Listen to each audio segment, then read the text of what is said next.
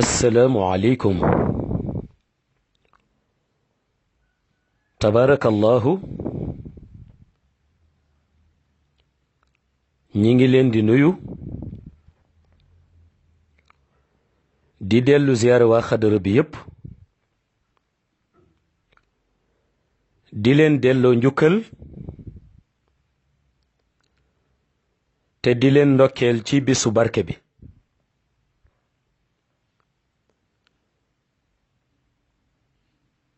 xam naa jamono ju nekk rekk ñuy dellu di sant yàlla moom mi nu may nu fekke may nu tal ko.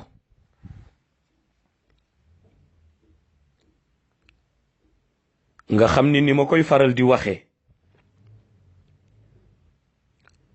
sunu santee yàlla rekk suñu njëriñ la. ndax bu demee ba wax nu la in shakartum la azidannakum dañu ca yëg ni kon baat bu ñu yëkkati sant ko rekk suñu njëriñ la ndax suñu ndollent la. waaye nuy dellu di yeesal sunu ziyaara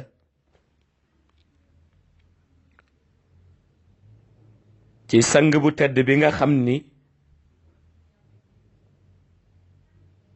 mooy Seydi Ahmed te di yonent bi sallallahu alayhi wa sallam. nga xam ni yàlla jël na li yërmande yépp daldi koy teg ci ruuxam ba noppi yónni ko ngir mu doon suñu yërmande. wa ma arsalnaaka illa rahmatan lil alamin. su ko defee bu ñuy sàkku yërmande yàlla mënuñu ko jaare lu dul ci yonent bi sallallahu alayhi wa sallam. ñu koy ziyaara di ko ñaan mu nangul nu sunu ziyaare ci moom. waaye dellu di yeesal sunu nekk taalibe sunu teggin ak sunu tarbiya ci keppaaru sang bu tedd bi di Mawlaaye Cheikh Ahmed Tijani. nga xam ni lu ñu am ci leer rekk ba mën di exprimer wu clairement ci barkeem lañu ko amee. su ko defee ñu koy sant di ko ñaan mu nangul nu sunu nekk taalibe waaye mu nangul nu sunu teggin waaye aussi mu nangul nu sunu tarbiya ci moom. fa tabarakallahu mu mel ni lanoo tuddee tarbiyatu ruuxu. tarbiyatu ruuxu lu essentiel la ci dundu doomu aadama bi. waaye lu muy am solo yépp nag ki la ca mën a dimbali ba wan la ni ngay yaree sa ruuxu faw mu jaare la ci zikr. waaye pour ñu jaarale la ci zikr faw ñu tegtal la condition zikr ba noppi mooy lan. su ko defee nag zikr ni ma koy faral di waxe yàlla moo ko tudd ci alquran. wazkurullaha kasiran la'allakum tuflihun. ala bi dhikrillahi tatma'inul qulub. inna salata tanha anil fahshahi wal munkar wala dhikrullahi akbar. su ko defee baatu zikr yooyu yépp nag xaqiiqa bi mooy ni jaam bi di fexe ba nekk en communion ak boroomam parce que loolu lu am solo la fexe ba nekk en communion ak sa boroom waaye tarbiyatu ruuhu li muy essentiel yépp laajul rekk maanaa ñu jox la benn nombre usité ci wàllu turu yàlla pour raxas sa ruuxu àggale la fi nga bëgg àgg li la ci tariqa Mawlaay Cheikh Ahmad Tijani jox lu mot la te lu doy la li des mooy xam na nga koy appliquer ndax tarbiyatu ruuxu bi ci ëpp doole ci wàllu zikr génnul salaatul fatiha génnul laa ilaha illallah te yii nuy faral wut yépp ngeen tuddee ko fatahul kabir du génn lu dul ci domaine lumière yonent bi te lumière yonent bi fi ñu ko centraliser ci zikr ba lumière ba étincelé ba mu tàkkee salaatu bi mu jur mooy salaatul fatiha moo tax dara ëpp ko ci doole su ko defee nag tarbiya ci ñaari fànn lañ ko gënee ràññee benn bi di tarbiyatu nafs maanaam ni ngay def ba noot sa bakkan ba dootu la mën a dugal ci lu neexul yàlla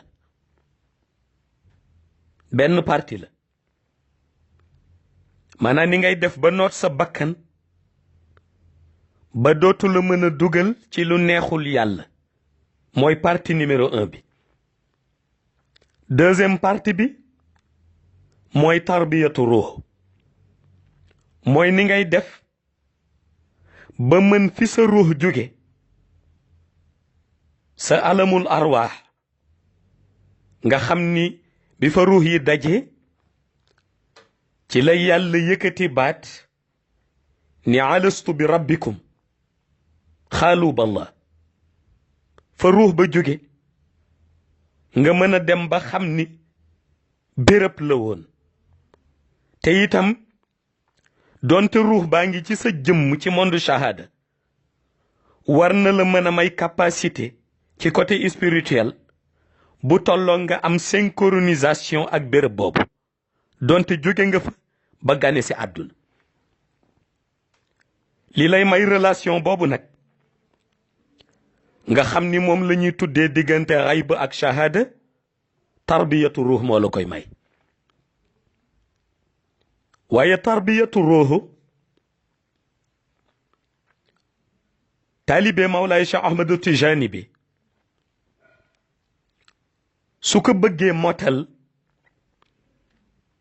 fi mu koy njëkk doore mooy ci motal laazimam ba noppi ndax condition essentielle la ci bu motalee laazimam def ka ànd ak teewlu su ñu nee teewlu nag mooy fexe ba jamono ji nit ki jëlee kurusam di laazim mu bañ nekk ak benn mbir moo xam ni dina ko perturber ci zikram nga ànd ceeg teewlu ànd ceeg sagesse xam ni dès l'instant nga jël sa kurus jàng istixfaar jàng salaatul fatiha di jàng laa ilaha illa allahu nekk ci sa laazim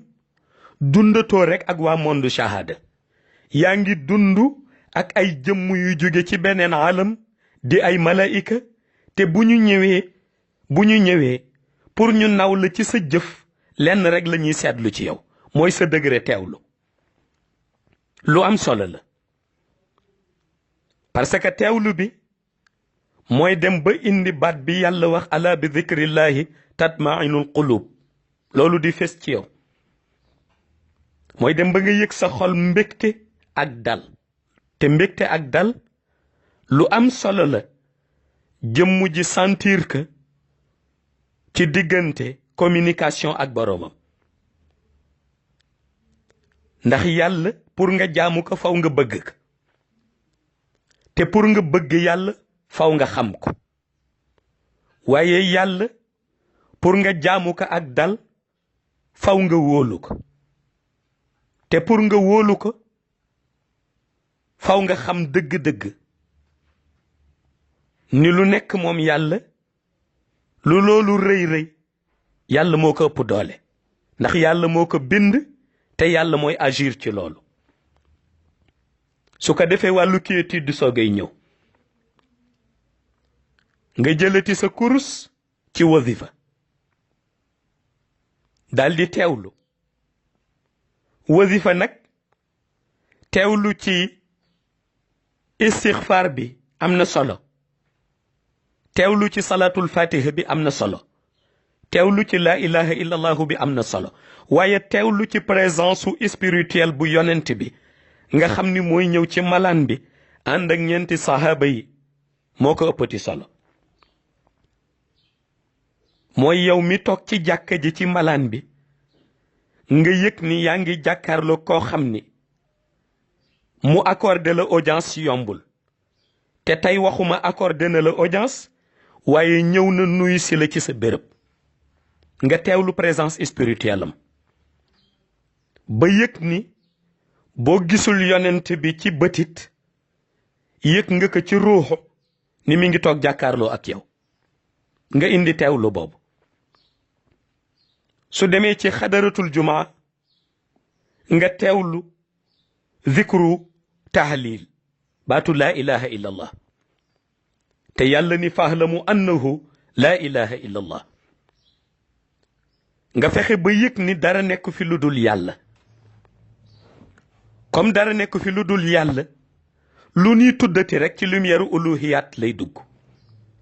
te luy dugg ci lumière uluhiyat mooy loo xam ni jaam bi yëkkati na ko ci làmmiñam fas yéene ko wax yàlla kon la Muusa amoon ca tuuri Siniin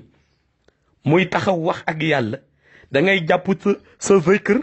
ni dafa mel ni foofu la toll yaa ngi wax yàlla di dégg kon wax bi ngay wax war nga ko rafetal wax bi ngay wax war nga ko yëg wax bi ngay wax war na la ñor te mooy sa teewlu ci xadaratul juma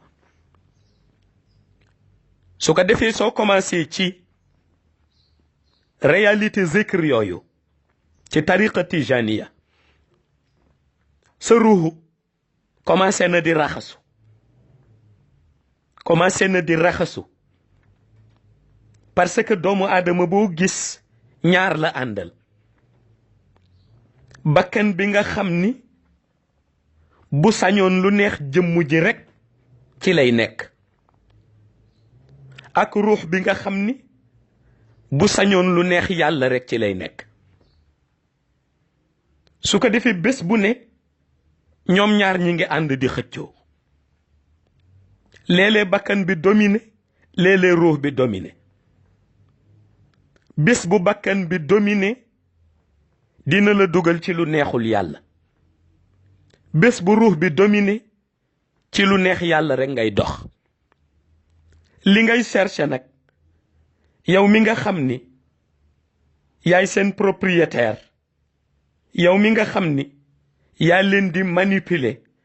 yow mi nga xam ni ci yow lañu nekk li ngay chercher nag mooy fan la sa njëriñ nekk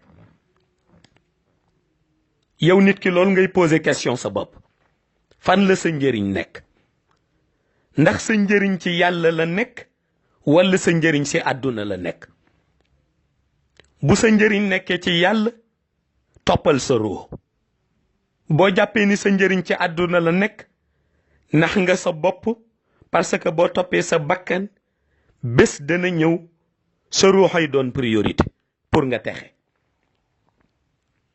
su ko defee loolu nag boo ko miinee ci wàllu science ba noppi, la ca des mooy nga dimbali sa bopp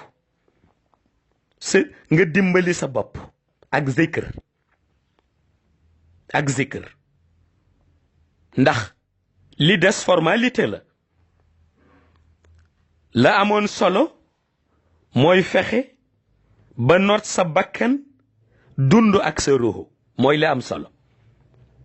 ndax sa ruuxu du la jëmi lu dul fi neex yàlla.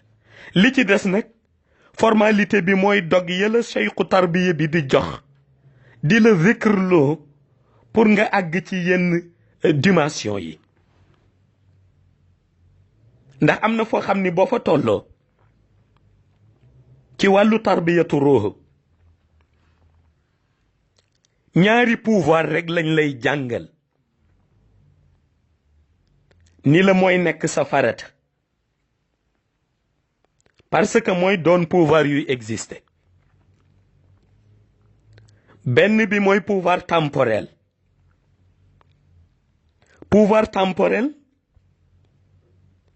ñi ngi la koy jàngalee ci qulillahumma malikal mulki tuuti mulka man tashaa'u wa tanzi'u mulka mimman tashaa'u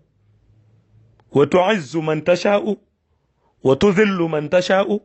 bi yadika alxayru innaka ala kulli shay'in qadir.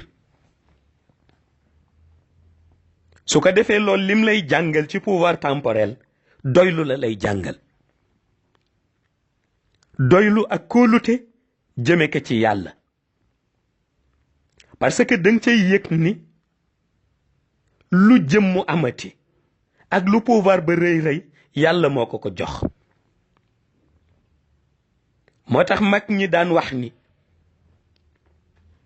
nee nañu ku kiñaan nekk sa xol bul jàpp rek ni kiñaan moo nekk sa xol, dangay jàpp ni gëmadi yàlla moo nekk sa xol. mag ñi dañu ko daan wax, dañuy wax ni ku kiñaan nekk ci xolam nee nañu bu mu jàpp rek ni kiñaan a nekk ci xolam, ndax lëkkale am yéene wu ko, na jàpp ni gëmadi yàlla moo nekk ci xolam, te priorité mooy mu gëm yàlla balaa muy wuy ji boromam. te li ko waral mooy dañu ni ki nga iñaane la mu am yàlla moo ko jox, te yàlla li mu yore moo ko moom. kon ku ko neex lay jël tibbal ka ci lu ko soob te du tàggu kenn. noonu la yàlla di def, lu ko neex lay jël tibbal ka jëmmu te du xool âge ba, du xool melokaan ba, du xool ni nangama tax. lu ko neex lay jël may ko ku ko neex te du ci tàggu kenn. su ko defee nag yow mi toog naan waru ko am dootul kiñaan mais gëmadi yàlla lay doon, parce que boo doyloo yàlla lu yàlla def rek danga koy sant.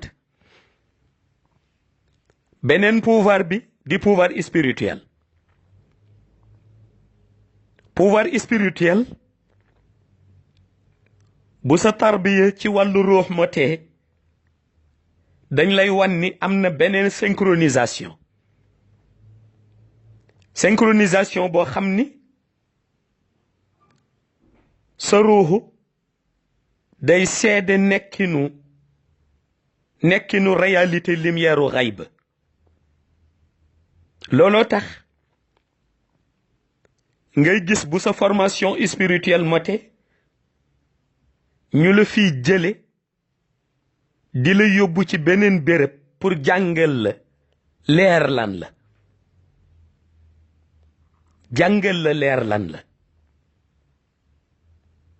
jële la fi yóbbu la wan la source bi nga xam ni ku ruuxam sell ci source boobu lay naane te di source yonent bi fan lay synchroniser ak ruux yu sell ya nu tuddee ka xadaratul ilahiya seen synchronisation fan la ñu yóbbu la ca salle blanche bi nekk ca 6e ciel te nu tuddee ka xadaratul ilahiya su ko defee boo demee ñoom it ñu am seeni condition waaye am ay registre am ay manuel te benn bu ci nekk am tëralinam ci benn condition looloo tax ki miin xayba am tarbiyatu ruux bu mot ba mu mën a assister xadaratul ilahiya ba dana yëg ni ci seen doxalin ñoom waa xayba ñu fonk formation lañ ndax boo seetloo ruuxu axtaab yi bi ñu taxawee ci basaatul jalaal di revendiquer seen xutbaani yu 17 la ñu woon ruuxu axtaab yi bi ñu taxawee ci basaatul jalaal di revendiquer seen xutbaani yu 17 la ñu woon mais biñ leen defloo formation spirituelle bi 4 rek lañ ci sélectionné jox leen ay diplôme te biñ koy revendiquer ca basaatul jalaal 17 la ñu woon mais biñ leen defalee formation spirituelle bi 4 rek lañ ci sélectionné jox leen ay diplôme nga xam ni ñoom la waa xay bu reconnaître comme ay axtaab pour wax la ni li ko indi mooy fonk bi waa xay bu fonk wàllu tarbiyatu ruux waaye boo demee ci degré xutbu zamaan yi ñoom it nga gis ni seen nombre bi yàlla bindagul àdduna ba àdduna di tukki seen nombre 325 rek la mais ci biir 325 yooyu am na 57 yoo xam ni dox nañu seen xutbaani yu mais ci wàllu ruuxaani yu lañ ko doxe mësuñu teg tànk sur terre te ñu ngi leen bind comme étant ay xutbu zamaan ñu ngi leen bind comme étant ay xutbu zamaan ci biir 325 yi am na 57 yoo xam ni kenn ci ñoom mësu ci juddu ci àdduna nekk être humain natt nañ leen comme ay xutbu zamaan dénk leen mission mais mission biñ leen dénk doxul ci monde shahada ci espace intermédiaire u xayb yi lay dox te am na ca 57 yoo xam ni noonu lañ mel te seen mission passé na te loolu yëpp du dellu lu dul ci formation bi parce que formation spirituelle ba ca xadara ba liñ lay jàngal mooy xutbul aqtaab grade la xutbu zamaan mooy fonction su ko defee diggante grade bi ak fonction bi wuute daf cay am wuute bi ciy am mooy léeg-léeg nga gis nit dund ci monde shahada ñu ni fay nañ ko yiwu xutbu zaman waaye amul wilaaya ga te ki ñu fay yiwu xutbu zaman dinay présider xadaratul ilahiya ba wala mu koy assister mais du mës a tenir benn discours ci guddi aljuma te am na yiwu xutbu zaman waaye amul wilaaya ga ñu may ko capacité ci tarbiyatu ruux bu tolloog mu mën ñëw dugg ci salle bi di assister te du am benn guddi aljuma bu mu teniree discours ndax amul pouvoir bi. kon gis nga wàllu tarbiya ni mu doonee lu yéeme. beneen bi mooy ruux yooyu ñu tarbiya ba bind ko seen registre ba comme axtaab ya, ñii ñu bind ko seen manuel ba comme xutbu zamaan yi. parce que boo demee ci registre bi ñu bind 17 axtaab yi revendiqué woon seen xutbaaniyu ak 4 yi ñu jox diplôme yi, kenn ku ci nekk ci 17 yooyu dinañ la bindal ban formation la am ci biir uluhiyat. waaye 4 yi ñu jox diplôme yi kenn ku ca nekk dinañ la bindal formation bi mu am ci biir bahru nabawiyat. foofu xam nga la nga cay jàng mooy baat bi nu miin ci xaqiqa te mu simple ci ñun ci shahada muy baatu allahu muhammadu.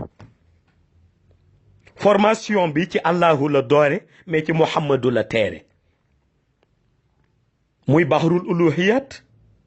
nga xam ni 17 yëpp ci la ñu engagé woon. 4 yi génn ñu décerner leen seeni diplôme ñi ngi génn ci bahru nabawiyat muy formation diggante allahu muhammad. ñu jël 4 yooyu jox leen diplôme bind ko seen registre ba kenn ku ne ñu bind ci kanamam façon formation bi mu def ba lu xutbaani yoom kawe bu àddoo rek du la bett ndax da nga yëg ci géej gi mu naan laata muy àddu. waaye boo demee ci manuel bi ñu bind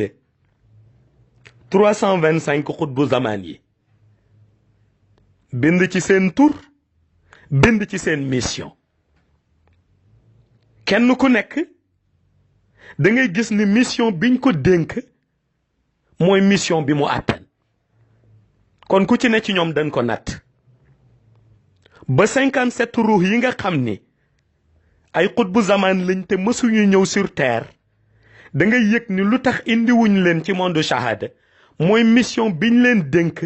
dëppoowul ak mission monde shahada. mission ay ba rek la dëppool nga comprendre ni moo tax ndekete ñu bàyyi leen fa. waaye ñeenti mafatihul kunus yi ngay gis nga xam ni chaque génération bu xutbu zaman bi di diriger xadaratul ilahiya dina am ñeenti mafatihul kunus ñoo xam ni dañuy am ku leen jiite yeneen 3 yu topp ci ginnaawam. nga yëg ni lu tax nu leen di calculer loo lumière biy génn ci kaaba gi. formation spirituelle biñ leen defal ci tarbiyatu ruuxu mënees na leen tuddee ay mathématiciens yu xayba ndax lumière rek la ñuy jàng ci seen début ba fa ñu mujje. li ko waral mooy seen ruuxu ñoom mafatihul kunusi ñi ngi leen nàndal ci bahru nuur. ñi ngi leen nàndal ci bahru nuur te bahru nuuru zaati rek la ndax ci wetu bahrul xayb la nekk benn géej la gu nekk juróomeelu asamaan. géej goo xam ni ay malaayika ñoo fa toogoon di zikr baatu allah allah allah ba yàlla seeyal leen. bi leen yàlla seeyal nu dem ba seen matière changé ñu mel ni ndox nu tuddee ko bahru nuuru zaati ca la nu naane ñoom ruuxu mafatihul kunusi ñu doon ñeent nu leen di calculer loo lumière kaaba gi. waaye nga gisit xawsu yi lu tax bariwul ci ñoom ñu dénk mission ñi ñu tarbiya seen ruux ñëpp la ca ëpp dañ leen tarbiya ci wàllu maarif ñu ngi leen tarbiya ci doon aarif. xawsu yi ñi ci ëpp seen ruuxu ñu ngi leen nandal ci xam-xam bi ñuy décoder réalité uluhiyat maanaam jàngale yàlla mooy kan, xamle yàlla mooy kan. ci la ñu décoder seen ruuxu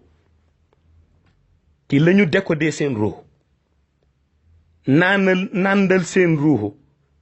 ci baatu laa ilaha illallah ba nga xam ni li nu miin mooy décoder existence yu yàlla wax ko ruuxu ba ruux dégg ko ba ruux nangu ko ba ruux yëgee ni yàlla amee te du ci am xel ñaar loolu tax ñoom nu di leen indi def leen ay premier ministre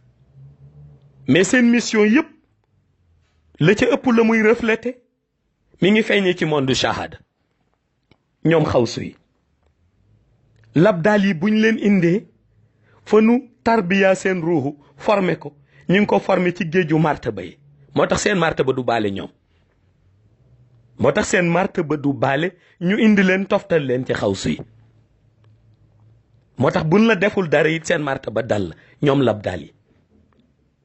waaye nga gis organisation spirituelle boobu am ca xadaratul ilahiya permettre na ruux yi ñi koy assister xam ni am na lu essentiel seen dund te ñu koy tuddee tarbiyatu ruux waaye tarbiyatu ruux boobu yëpp pour nit ki jëriñu ci foog mu bàyyi xel ni dafa am base bi ko jiitu mooy tarbiyatu nafs looloo tax ki wax ni àgg na ci yàlla te nootul bakkanam àggam ci yàlla bu dee lu nu reconnaître it doonul lu nu appliqué ki nga xam ni wax na ni àgg na ci yàlla te nootul bakkanam àggam ci yàlla bu dee lu nu reconnaître nga xam ni nee ñu àgg na ci yàlla mais doonul lu ñu appliqué ca xayba maanaam turam nekkul te registre ñu àgg ca yàlla ca xayba parce que balaa ñuy signifier àgg ci yàlla bi bakkan bi mooy njëkk nootu ba noppi te bu bakkan bi nootoo fi ngay dellu si waat muy sa repère njàngale Mawlaay Cheikh Ahmed Tijani la njàngale Mawlaay Cheikh Ahmed Tijani bi mooy cheikh li mu namm ci taalibe bi nga xam ni loo revendiquer nekk taalibe Mawlaay Cheikh Ahmed Tijani li cheikh namm ci yow mooy sa ruuxu jege yàlla ba noppi li desaat formalité la li cheikh namm ci taalibe bi mooy sa ruuxu jege yàlla ba noppi li desaat formalité la waaye pour ruux bi jege yàlla faw nga fexe ba condition yi nga xam ni diine ji tëral na ko tariqa bi tëral na ko nga appliqué ko ba noppi te mooy na nga julli waaye booy julli na nga ko def ngir yàlla ngistal bañ ca dugg bu koor jotee booy woor def ko ngir yàlla ngistal bañ ca dugg booy génne azaka def ko ngir yàlla ngistal bañ ca dugg booy aji màkk def ko ngir santaane yàlla ngistal bañ ca dugg li ci des nga respecter lumière bi parce que lumière bi bés bu xëy dafa am ruux ya muy sang mais boo nekkee taalibe Cheikh Tijani Chérif balaa nappe de lumière bi di sang sa ruux il faut nga am constance am volonté ci sa lazim am constance am volonté ci sa wazifa am constance am volonté ci sa qadaratul jumaa nappe de lumière bi jógee xayba nga xam ni chaque jour mooy xëy sang taalibe Cheikh Tijani yi ba lu ñu amoon ci bàkkaar mu ruusal ko nappe de lumière boobu balaa mu lay sang faw nga respecter lazim faw nga respecter wazifa faw nga respecter qadaratul jumaa su ko defee bés boo xëyee rek nappe de lumière bi ñëw na enveloppé sa ruuxu la ca tilimoon mu fomp ko ba mu set delloo la mu leer nañ ñi mu bàyyi la sur terre nga continuer dund ba tax na moment bi nga dem bay génn àdduna doo génn àdduna ak bàkkaar waaye gis nga loolu yëpp yaa koy sabablu ci respecter sa lazim respecter sa wazif respecter sa xadaratul juma parce que Mawlaay Cheikh Ahmad Tijani am na particularité boo xam ni am na ko ci digganteem ak taalibeem yi taalibe Cheikh Tijani Chérif bu dëggu gis nga ni nga amee sa vitrine wala sa table en verre ci sa kër chaque matin nga woo nit mu ñëw jël mouchoir fomp ko ba mu set ba nga xam ni dootul am tomb poussière noonu la taalibe Cheikh Tijani Chérif mel ci monde shahada chaque jour am na benn nappe de lumière buy jóge asamaan jóge ci lumière yonent bi Mawlaay Cheikh Ahmad Tijani indi nappe de lumière bi ci pouvoiram pour mu fomp ruuxu taalibeem yi ba loo amoon ci ñaawteef mu dindi ko loo amoon ci lu lënt mu dindi ko loo amoon ci bàkkaar mu dindi ko mais du fomp benn ruuxu lu dul borom respecté lazim respecté wazifa respecté xadaratul juma su ko nappe de lumière bi xoolee xam ni mi ngi ci milieu restreint bu tariqa bi ñu soogay fomp ruuxam te defe naa koo xam ni mi ngi zikr chaque jour ñu fomp sa ruuxu doo deewaale bàkkaar waaye réalité boobu yépp ci lumière yonent bi gënoon jafe nga xam ni ndax ñi ñëw ci waa ahlu tasawuf nga xam ni ñoo créé tariqa yi ñi ci bare biñ leen jëlloolee mission bi ñu jël mooy fexe ba defal nit tarbiyatu nafs xam nga loolu moo indi woon balaa Mawlaay Cheikh Ahmad Tijani di gane si àdduna ci monde shahada loolu moo indi woon nga gis ku daan bëgg àgg ci yàlla ñu lay wax nga sol sagar di la wax nga gàddaay di la wax nga tëdd ci ay basang yu xotteeku di fanaan ci àll bi di jaamu yàlla tarbiyatu nafs la woon dañu bëggoon moment boobu fexe ba yi neex yi sa bakkan bëgg mu dem ba sa bakkan fàtte ko yi nga xam ni moo lay empêcher pour nga àgg ci yàlla mu yi neex yi sa bakkan bëgg ñu bëgg sa bakkan dem ba fàtte ko moo tax ñu ko daan yóbbu ci ay béréb wax ni na fa borom di nekk ba fàtte ni lu neex am na waaye bi Cheikh Tijani ñëwee Cheikh dafa ni loolu nga xam ni mënees nañ ko motal muy neexit bi bakkan war fàtte d'accord na pour bakkan fàtte ko mais naka fàtte zikrullah d'accord na pour bakkan fàtte ko mais naka bakkan bi fàtte zikrullah maanaam bu bakkan bi di demati ca àll ba sol lu xotteeku nekk ku tilim pour fàtte ni am na lu neex mais naka fàtte zikrullah nan la koy fàtte zikrullah mooy na toog ci malaanu xadaratul juma di tudd laa ilaha illallah ba yëg ni dara nekk fi lu dul yàlla su ko defee bu fi dara nekkatul lu dul yàlla rek réalité am ci lenn lay dellu mooy li ko yàlla digal fahlam annahu laa ilaha illallah mu xam dëgg-dëgg baat bi lan la dara nekk fi lu dul yàlla réalité am yépp ci yàlla lay dellu lu muy xalaat yàlla moo ciy jiitu lu mu am yàlla moo ciy njëkk lu mu ñàkk yàlla du ci bokk noonu la Cheikh Tijani Chérif indi communion bi mu ni li ci des nag mu commencé tarbiya ruuxam zikru salatul fatiha bi mu daan jàng loolu di ko permettre mu yëg ni ndekete du benn monde rek la ko yàlla tënk muy àdduna am na yeneen monde yu existé kon na dem seeti loonoo tuddee synchronisation lumière bi diggante ruux yu sell yi fu ñuy synchroniser ak lumière yonent bi nu indil ka xadaratul ilahiya waaye gis nga formation boobu ci côté ruuxaani yu amul benn nitu yàlla bu mag boo xam ni dinañ ko dénk mission universelle te jaarale wuñ ko ci amul benn nitu yàlla bu mag bu ñuy dénk mission universelle te jaarale wuñ ko ci te waa xayb dañ ko fonk ndax Mawlaay Cheikh Ahmed Tijani mës na jël benn feuille boo xam ni ci feuille bi mi ngi ci détaillé histoire sainte ci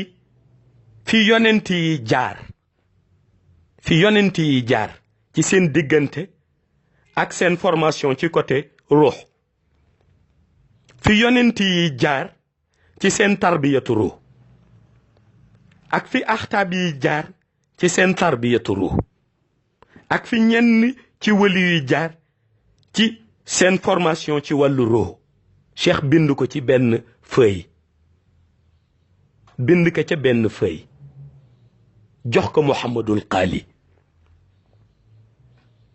jox ko Muhammadul Qaali jëlaat beneen feuille bind ci fi yonent yi toll fi cofeelu yonent yi toll ca yàlla yonent bu nekk sa cofeel ca yàlla mi la yabal fa mu toll cheikh bind ko ci benn feuille bind yonent bu nekk ak sa grade fi mu toll ci wàllu lumière bind axtaab ya ak seen degré ci côté lumière ak réalité yu ñu dund ci ay at ci lumière u yàlla ak ci lumière u yonent bi ak ci lumière u boppam moom Cheikh Tijani mu jël feuille boobu bind ci yëpp rédigé ko jox ko Cheikh Alhaji Omar ci formation spirituelle laa leen di nettali waaye li ca gën a yéeme mu wax Muhammadul Qaali ni ko boo demee ba Màkk ci Kaaba gi ci biir Hajaratul Aswad am na benn ruux boo xam ni ma nga fa di tourner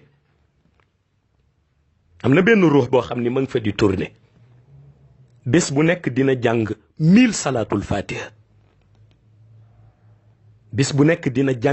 salaatul fatiha ci biir Hajaratul Aswad te biir Hajaratul Aswad boobu ruux bi am na fa 700 millions d'années 700 millions d'années ci biir Hajaratul Aswad te ci 700 millions d'années yooyu bés bu ne ruux boobu dina jàng 1000 salaatul fatiha ci 700 millions d'années cheikh yabal Muhammadul Qaali jox ko feuille bu jiitu ba ni ko demal ca Màkka ca Kaaba ga nga fëgg Hajaratul Aswad ruux boobu génn nga joxal ma ko kayit bii wax ko naka mémoriser ndax ci tarbiyaam la bokk yónni Cheikh Alhaji Omar jox ko beneen kayit bi ni ko demal ca Màkka ca Hajaratul Aswad fëggal ma ruux boobu joxal ma ko beneen kayit bi ni ko na ko mémoriser ndax ji tarbiyatu ruuxam la bokk loolu bokk na ci li tax Muhammadul Qaali daje ak Cheikh Alhaji Omar ca Màkka te ñoom ñaar ñëpp doon dox mission Cheikh Tijani ba lan ca jaayante ñu jaayante ka fa gis nga ruux biñ ko doon jox te mu nekk ci biir doj bi moom mooy ruux bi war a ñëw mu jub jamono te di ruuxu almahdi ruux bi ñu jox kayit boobu nga xam ni Muhammadul Qaali jël na kayit bi ñëw jox ko fëgg ko mu génn mu jox ko mu delluwaat ci biir doj bi Cheikh Alhaji Omar jële kayit bi moom it ci cheikh ñëw fëgg ko jox ko mu delluwaat ci biir doj bi ruux boobu mooy ruuxu almahdi moo tax almahdi mémoriser histoire sainte ñaari kayit yooyu mooy secret ya muy doxe Cheikh Tijani moo ko jox looloo tax bu cheikh waxee ni bu ñëwee taalibeem lay doon muy jaaxal nit ñi ma ni bu ñëwee xalifa Cheikh Tijani lay doon nekk ci tariqa bi di ci liggéey te mooy nekk la bien guidé waaw parce que ku yàlla jubal nga jub ku yàlla guidé nga jub waaw te yàlla du la dénk mukk mission universelle te guidéwu la yàlla du la dénk mukk mission universelle te guidéwu la moo tax gis nga tarbiyatu ruux yooyu léeg-léeg mu feeñ ci dundi shahada nit ki maanaam muy jaaxal nit ñi fekk réalité bi dëgg-dëgg ci xayb la woon te loolu gis nga li ko indi fonk bi waa xayb fonk tarbiyatu ruux parce que xayb dañu yëg ni amul dara lu jëmu mën doxal amul dara lu jëmu mën doxal mu sotti lu dul di ruuxam dafa sell ba noppi waaye gis nga bu ruux bi demee ba sell ba nga xam ni sa diggante ga xayb dara doxatu ci li nga xam ni moo ciy desaat di ko mottali ba nit ñi di xam ni kii borom ruux bu sell la mooy li sa xol di refléter li sa xol di refléter parce que jukko yi yonent bi wax yëpp dafay yàq xol ak jukko yu yonent bi wax yëpp ay feebar lañ ci xol dañuy raxas jukko yooyu ba mu set ci yow liy desaat lu bénéfique rek lay nekk lu bénéfique rek lay nekk moo tax Mawlaay Cheikh Ahmad Tijani bu waxee taalibe bi mu adhéré ci tariqam waxu ko pour mu adhérer rek comme si benn mouvement bu ñu mënoo tuddee le tijanisme walla dafa bëgg mu adhérer ci doctrine bi adhérer ci idée bi mais le plus important mooy adhérer ci lumière bi adhérer ci lumière bi parce que dès l'instant mu dem ba adhérer ci lumière bi ñi nga xam ni dañ leen di tënk chaque jour enveloppé leen nappe de lumière yóbbu leen xayba wala ñu tënk leen chaque jour enveloppe leen nappe de lumière raxas seen roxo yow da nga ciy bokk te ñu bari demandé nañu seen candidature Cheikh Tijani rejeté ko Cheikh Tijani rejeté ko moo tax ma gis benn mbokk ndeysaan dafa naa su ma juumul bërki démb muy wax ci télé bi benn sud reprendre ka naan ba ma juddoo Tijaan laa woon mais après mu juma nekk Tijaan ma ni Tijaan kenn du ko juddaale waaw ñu bari nag loolu lañ xamul Tijaan kenn du ko juddaale da ngay jël wérd da ngay jël wérd engagé wu ci voie bi di lazim di wasifa di def xadaratul juma ba noppi dellu di ñaan Cheikh Tijani mu nangul da sa nekk Tijaan waaw bu la ko nangulee nag nga nekk taalibeem waaye liy feeñ ba tax mu nangul la ko nangu woon na ko ca azal moo tax ruux bu mu ci boolewul même boo judd woon fekk sa way jur bu góor nekk Tijaan sa way jur bu jigéen nekk Tijaan nga judd même ci kër sëriñu Tijaan sax mën nga ca bañ a bokk ci tariqa bi ndax tariqa bi du ku bëgg rek bokk ci waaye léeg-léeg nga bëgg dégg rek ku bëgg neexal jotaayam naan Tijaan laa woon mais mujj na ma ni Tijaan kenn du ko juddaale waaw kenn du ko juddaale da ngay juddu ba noppi yàlla bëgg la lumière bi des ci yow nga jël wérd bi boo jëlee wérd bi dafa fekk ni coobare Cheikh Tijani la ku mu bëggul nga jël wérd bi doo ko jël ngay wasifa di lazim ba noppi des di ñaan mu nangul la sa taalibe ndax lu jafe ñu nangul la waaw ndax lu yonent bi garanti du ku nekk ciy dugg suñ la nangulee ba noppi nag nga soogay revendiquer nag ni léegi nag Tijaan la waaw mais kenn mënul toog jëlul wérd ba noppi ni Tijaan la loolu mënul nekk parce que doo am foo ko teg doo ko teg ci xaqiqa doo ko teg ci charia doo ko teg ci réalité waa xayb doo ko teg ci réalité waa shahada looloo tax am na wax yoo xam ne rek bu yóbboo nit ñi di ci def attention ndax tariqa Mawlaay Cheikh Ahmad Tijani du ko mu neex rek bokk ci mooy tànn ñi ci bokk boo juddoo ba noppi nag ndax bokk nga ko li koy firndeel mooy boo jëlee wérd li ñuy wax day tànn ruux ya azal yëpp day tànn ruux ya azal mais bu tànnee ruux yi azal lii signifie ni tànn na ruux ba mooy boo juddoo ba noppi nga dem nag ca mu xaddam ba mu jox la wérd nga respecté lazim bi ànd ak gaañi di wasifa ànd ak gaañi di def sa xadaratul juma sopp Cheikh Tijani mu fees dell sa xol ñu ni yow nag tànnoon na la ca azal waaye mënuloo juddu jëloo wérd jëloo dara ba noppi nag revendiquer ni Tijaan nga woon musoo nekk Tijaan waaw kon su ko defee yooyu yëpp dafay am solo ndax wàllu tijanisme doctrine bi boo ci adhéré liñ lay mooñaale yëpp lenn la benn xaqiqa lañ lay mooñaale muy xaqiqa tarbiyatu ruux tarbiya sa ruux suñu tarbiya sa ruux liy nekk sa réussite mooy diggante xayba ak shahada voile bi ñuy wax ni am na ca voile ba dootul doonati sa obstacle voile bi dootul doonati sa obstacle parce que waa xayb nii ngay gisee waa monde shahada nii ngay gisee waa monde shahada tey nga gis benn kilifa wala nga gis benn nit ku baax ci wàllu yàlla comme nun nu ñuy faral di def nga jékki saa rek sa doom juddu nga daal di ni xaaral ma tuddee ko diw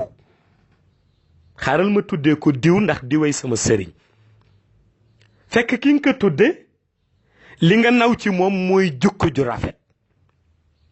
li nga naw ci moom mooy cër bi mu amee ca yàlla li nga naw ci moom mooy formation spirituelle ba mu am ba nga tuddee ko sa njaboot gis nga ni nga ko seexalee sa njaboot tuddee ko ko mais xayb ruux yi ci nekk dañuy chercher loolu bés bu xëy ruux yi ci xayb dinañu chercher koo xam ni dinañ ko mën seexale ak seen bopp te ci monde shahada lañ koy seet te ki ñuy soxla borom ruux bu sell rek la ñuy soxla te bés bu ñu demee ba gis la yëg ni yaa ngi ci tarbiyatu ruux bu mot buñ la seexalee seen bopp rek invité la pour nga visiter seen lieu ndax yow yaa dëkk monde shahada mais ñoom dëkkuñu fi ña nga ca xayba su ko defee buñ la seexalee seen bopp après dañ lay invité buñ la invité mooy pour nga ñëw nuyu si leen ci nuyoo boobu nag lu nekk ca nga koy gisee lu nekk ca nga koy gisee seen monde ya ñu denc seen barzak ya ñu clôturé te kenn mësu ci teg bët ak seen réalité ak seen registre yeeg seen manuel yeeg yëpp ca lañ la koy wane waaye jàngal la it seen formation te seen formation lu ci nekk rek ci xam-xam pur lay dellu ndax ñoom dañoo miin waa xay bu ñoom dañoo miin wax ni nee nañu ñaari jàngkat ñoo nekk ci àdduna di jàng alquran ki nga xam ni dafa tijje alquran di ko nafar pour jële ca yiw ci digganteem ak boromam ak ki nga xam ni dafa tijje alquran di ko jàng pour xam la vraie histoire te la vraie histoire kenn mënu ko maîtriser te du ba nga liiree texte yi ba noppi da nga dem consulter phénomènes yi ba xam nu ñuy doxee ca xayb ndax bare na aaya boo liir ca alquran am na tekkinu shahada mais tekk bi dëgg-dëgg waa xayb ñoo ko détenir ndax yii ci histoire sainte la nekk yii ay directive la lay jox yii réalité bu yàlla nëbb la te waxu ko ñu bare la su ko defee looloy tax nga miin leen te bis boo demee ba miin seen njàngale nag ñaari baat rek nga yëg mooy ku yàlla bàyyi ak sagowam moo fi nekk ak ku yàlla téel boppam ki yàlla bàyyi ak sagowam léeg-léeg di nga lire texte ba tàyyi interpréter ko ndeke ni nga ko interpréter dégguloo ko ki yàlla téye ci loxoom lu mu waxati rek la yàlla waxoon yonent bi wa maa yantixu anil hawa in huwa illa wahyun yuha ca ilmul ladunuy lay dund loolu tax ilmul ladunuy am xaqiqa boo xam ni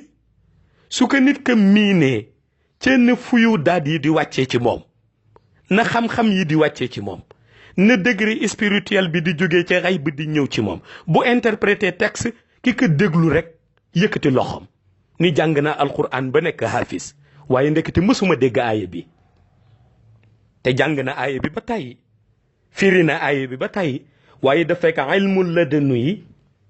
du moroomu xam-xam boo xam ni yow da nga foog ndax loolu amul foog waa xay bu ñoo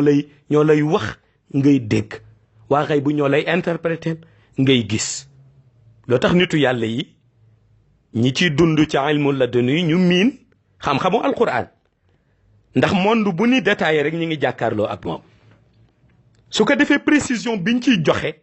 toujours boo demee xay ba da ngay gis ni li ko waral ba juumuñu ci benn tomb ndax li ñuy wax ñi ngi jàkkaarloo ak moom mi ngi mel ni lu nekk ci seen écran ordinateur ñi ngi wax mais ñi ngi jàkkaarloo ak moom ba dara du leen raw ci phénomènes yi ndax dañ koy interroger kuy interroger phénomènes yi laaj phénomènes yi ban doxin la ñu adopté diggante tey jii ak suba phénomène yi wax ko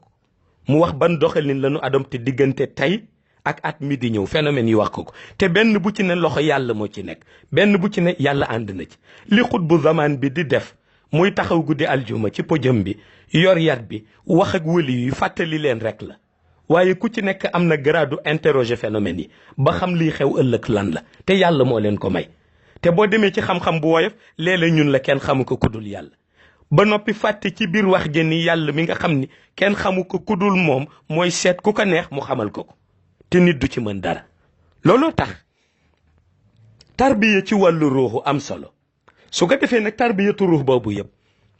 li ko taalibe bi mën a combler mooy directive yi Mawlaay Cheikh Ahmed Tijani tëral ci tariqa bi ba mu leer naññ looloo tax ku am ak relation ak ñoom am ak ñoom tarbiyatu ruuxu dootoo basé wu rek ci nettali woon nañ ma ci téeri diw dafa am histoire yoo xam ni mën nga ko laaj moom Cheikh Tijani Chérif parce que il est présent mu wax la ko su fekkee gisoo présence physique am gisoo présence spirituelle c'est que yow sa tarbiya moo des mais bu sa tarbiya motee di nga ko mën a interroger à tout moment mu répondre la ndax diggante xayba ak shahada seen réalité boobu buñ la xasee ba seqaleeg seen bopp benn la xam-xam booy gàggati fii dootul am da nga leen di laaj kay ñu wax la xam-xam bu waa monde shahada dul interprété wala waa monde shahada dun ko gëm te su boobaa yow sa réalité lenn rek la mooy comme defar nga sa ruux loolu moo doon l'essentiel looloo tax tariqa Mawlaay Cheikh Ahmad Tijani bi ñu am